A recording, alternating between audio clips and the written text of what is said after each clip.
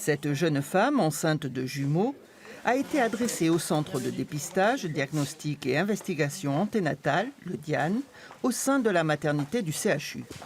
L'échographie, de mémoire, n'avait pas révélé de malformation particulière, mais un retard de croissance sur un des jumeaux. L'unité de médecine fœtale regroupe une équipe pluridisciplinaire qui prend en charge les pathologies des futures mamans et de leurs fœtus. Pour cette patiente, les nouvelles sont rassurantes. JB. Donc vous voyez, la croissance est quand même optimale pour cet enfant, avec une étude Doppler et de liquide amniotique très rassurante. On sait que c'est quand même un centre qui s'adresse à des grossesses à risque, donc ça fait un peu peur. Mais oui, effectivement, moi, pour ce qui me concerne, les choses ont l'air de bien évoluer. Et oui, c'est rassurant. Et puis, il y a quand même des professionnels de santé qui sont aussi là, très à l'écoute, très rassurants, qui vous expliquent tout. Et ça aide beaucoup. Dans la première maternité de France, 15 000 échographies sont pratiquées ici chaque année. Si la radiologie est la pierre angulaire, la prise en charge est complétée sur place par d'autres services, la génétique, la biologie ou la chirurgie fœtale entre autres.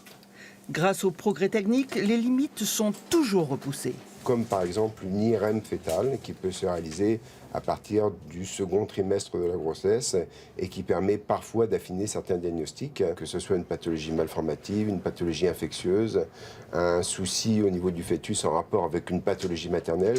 Tous ces éléments sont effectivement toujours en conjonction. Vous avez eu la consultation ce matin avec l'équipe de génétique?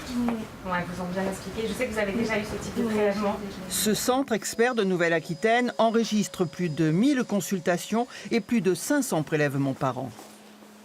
On est capable aujourd'hui, pour un certain nombre de pathologies génétiques, de savoir si le fœtus à naître est atteint ou pas.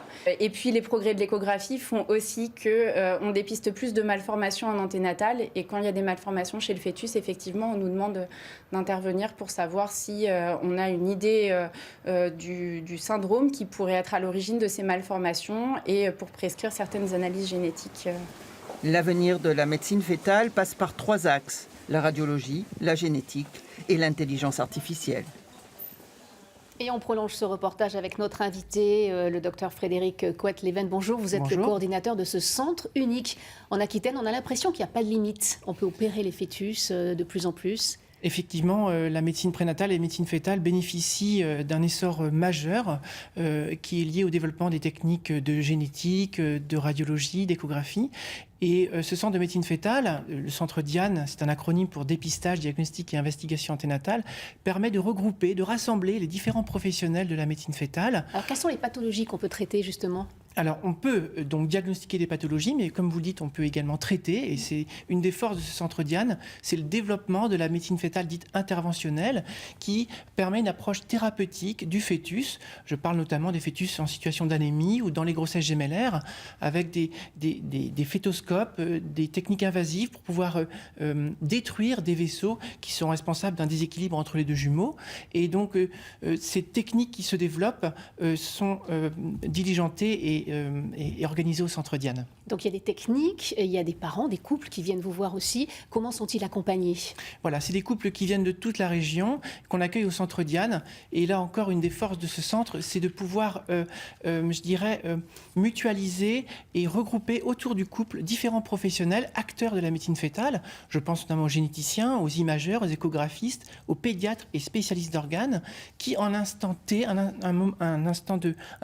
un lieu unique et de temps, rendre au couple une stratégie de surveillance, de prise en charge, de suivi, organiser la naissance de maternité de type 3 et ainsi expliquer quelle va être la prise en charge de leur enfant à la naissance. Et parfois, lorsque le fœtus est atteint d'une pathologie grave et jugée incurable, ce centre, le centre DIAN adossé au centre pluridisciplinaire de diagnostic prénatal, peut rendre une attestation d'une pathologie d'une particulière gravité. Et si le couple en fait la demande, à ce moment-là, une interruption médicale de grossesse est organisée. Merci beaucoup Frédéric Coët-Leven d'être venu sur ce plateau. Merci.